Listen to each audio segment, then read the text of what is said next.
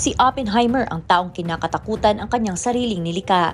Siya ang nanguna sa Manhattan Project na programang pananaliksik ng USA na bumuo ng kauna-unang atomic bomb noong World War II.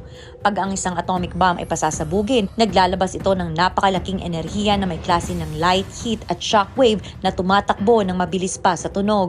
Ang shockwave ay binubura ang lahat ng madadaanan nito, habang ang sobrang init ay nagtitrigger ng apoy na magre-resulta ng malalang pagkasunog. Ang pagsabog ay naglalabas din ng ionizing radiation na magre-resulta ng agarang sakit at cancer o di kaya kamatayan. Naranasan ni Oppenheimer ang matinding kalungkutan at pagsisisi sa kanyang nilikha. Nabanggit ni Oppenheimer mula sa isang Hindu scripture na Bhagavad Gita, "Now I am become death, the destroyer of worlds." Ilang taon matapos ang World War II, naging masugid siya na tagapagsalita sa pagkontrol ng nuclear weapons, sa paghubog ng polisiya sa paggamit ng nuclear weapons at mapigilan ang nuclear war.